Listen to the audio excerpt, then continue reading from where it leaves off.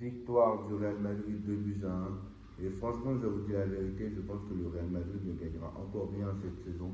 Et je pense que le Real Madrid va se faire ridiculiser contre les grosses équipes. C'est simple. Le Real Madrid a gagné. Pourquoi le Real Madrid a gagné ce soir? Parce que le Real Madrid, tout simplement, a réussi à marquer un penalty. Et c'est tout ce qu'ils savent faire, des penalties. Et franchement, il y a eu deux penalties dans ce match. Le premier, d'accord, le deuxième, il est discutable. Franchement, le deuxième penalty, franchement, je ne comprends pas.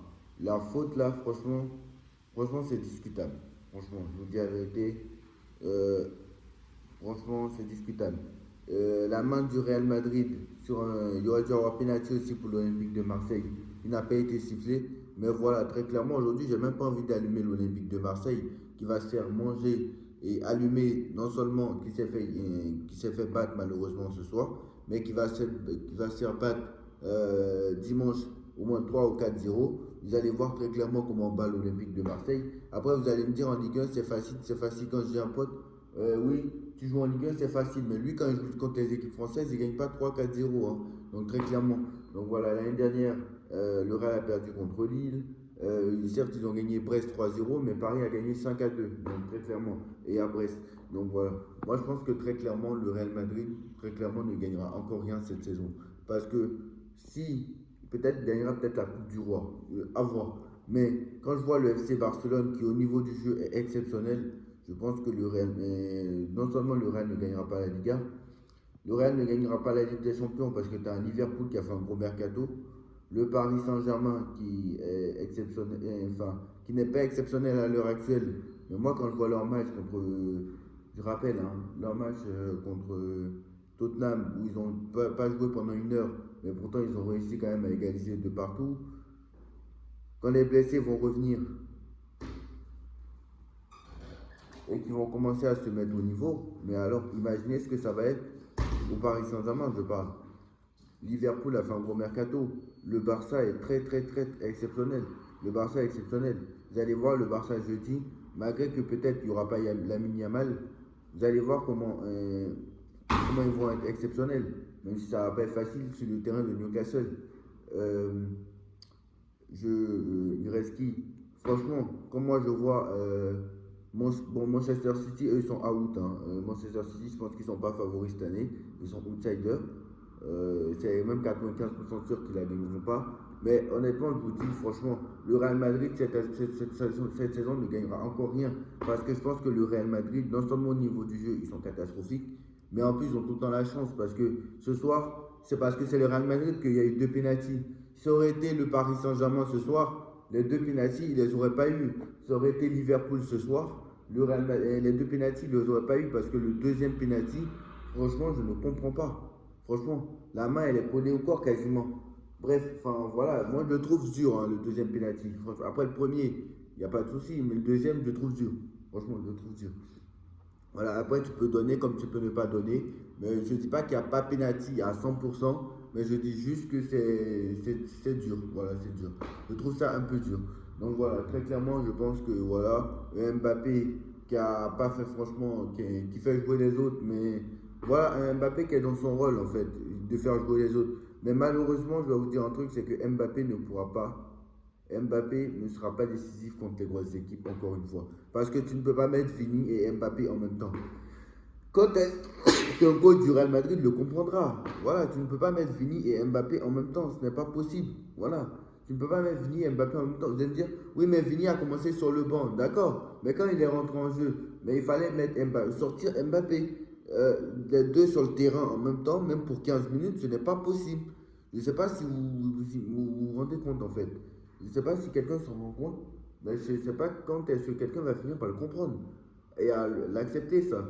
Vini et Mbappé, ce n'est pas possible ensemble. Tant que ces deux-là seront sur le terrain, c'est pour ça que je dis que le Real va encore rien gagner cette saison. Parce que tant que ces deux-là seront sur le terrain, je pense que c'est pas possible en fait. Ce n'est pas possible. Voilà. Donc je vais vous dire, hein, là ce soir, l'Olympique de Marseille, ils vont croire qu'ils ont fait un grand match. Ils vont reprendre espoir. C'est pas une bonne chose. Hein. C'est pas une bonne chose ce soir. Parce que déjà, pour l'Olympique de Marseille, ils peuvent être fiers de leur match, c'est vrai. Mais c'est aussi dû à la faiblesse du Real Madrid. Hein. C'est parce que le Real Madrid est encore sous ses standards de la saison dernière. Voilà, c'est aussi dû à la faiblesse. Ce soir, ils jouent contre Paris, je ne suis pas sûr que ça c'est la même chose. Hein. Et vous allez voir dimanche, s'ils jouent contre Paris, je ne suis pas sûr que c'est la même chose. Hein. En première mi-temps, ils en ont mis 3 et le match est terminé. Hein. Je suis désolé. Parce que même, oui, d'accord, mais en première mi-temps, le Real, ils ont 3 ou 4 occasions. Le Real Madrid, il y a un moment où le Rennes, Marseille n'a pas vu le jour. Hein. Au début, je crois au début du match, en première mi-temps quasiment, quand le Real, voilà, Marseille n'a pas vu le jour en fait. Marseille n'a pas vu le jour. Et Marseille a ouvert le score, mais à ce moment-là, Marseille n'avait pas vu le jour. Si le Real Madrid avait mis ses occasions avant que Marseille n'ouvre le score, je ne pense pas que c'est le même match. Ça peut finir à 2-3-0 à la mi-temps. Et après, on n'en reparle plus. Mais quoi qu'il en soit, c'est le football. C'est pas parce que tu rates tes occasions et que toi, tu dois arrêter de jouer derrière. Parce qu'après, les occasions ratées, le Real a commencé à reculer. Ils sont hauts et ils ne pressent pas. Même le pressing, il n'est pas coordonné. Et c'est ça le problème du Real Madrid. C'est qu'ils ont tellement eu l'habitude de ne pas presser avec Carlo Ancelotti, avec Zinedine Zidane. Là, Xabi Alonso leur demande de presser, mais ça va prendre du temps. Donc très clairement, voilà, le pressing, ça va prendre du temps. C'est des choses qui, voilà, contre le Paris Saint-Germain, lors du 4-0, ils sont hauts, mais ils ne pressaient pas. Pareil, Vini ne pressait pas, Rodrigo ne pressait pas, Mbappé ne pressait pas, et c'est pour ça. Et ils étaient en retard sur le pressing. Donc ce qui fait qu'en fait, leur pressing, c'est quoi? C'est Mbappé qui va presser. Après, tu as Vini qui suit. Après, faut y aller tous en même temps, en fait. Faut y aller tous en même temps dans le pressing. Vous allez voir comment le Paris Saint-Germain va presser. Alors, certes, il n'y a pas Dembélé qui est adepte à ce pressing-là. Mais, très clairement, vous allez voir que ça va pas être la même chose. Et ils vont tous presser en même temps. Parce que quand tu vas 1, c'est pas possible, en fait. Donc c'est pas possible. Quand un joueur il va, quand par exemple Mbappé il va, et après 3 secondes c'est Vinicius qui suit, et après 3 secondes c'est Mastantuono qui suit, c'est pas possible. Parce que en 3 secondes, bah, en 3 secondes, bah, tu as le temps. Mesina il a le temps de faire une passe. Derrière, Riley il a le temps de faire une passe.